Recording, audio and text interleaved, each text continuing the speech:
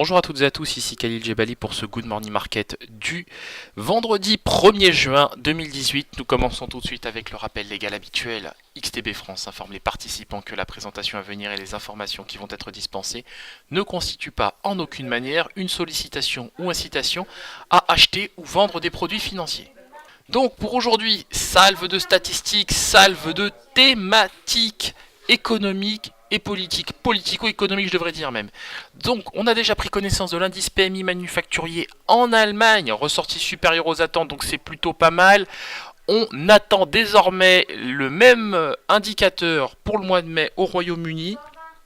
Toujours sur le plan statistique, on s'intéressera principalement aujourd'hui aux chiffres du chômage aux États-Unis et surtout à l'évolution du salaire horaire. Vous le savez, c'est vraiment la statistique, les NFP, les non-farm payroll, la statistique sur laquelle les opérateurs sont focalisés.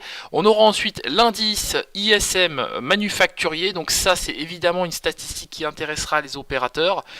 Par ailleurs, on a une séance, ou une dernière séance de la semaine plutôt, qui sera, comme je le disais, rythmée par une salve de thématiques.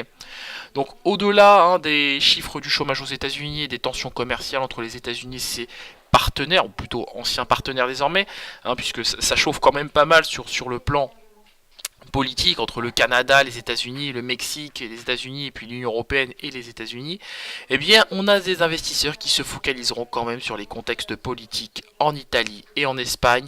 Aujourd'hui en Espagne, les socialistes doivent voter une motion de censure contre le gouvernement de M. Rajoy.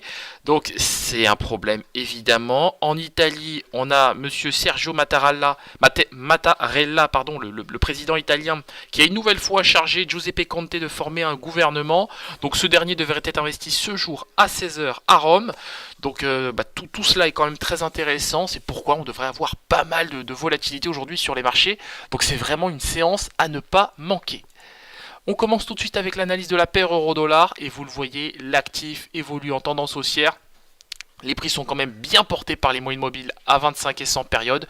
Je viserai pourquoi pas le seuil des 1,1725 $ pour 1 euro à très court terme sur la paire euro-dollar. Voilà, on se quitte sur cette note. On se retrouve bien évidemment ce jour à 15h15 pour faire un débriefing complet de notre PNL et des différents signaux de trading. En tout cas, sachez-le.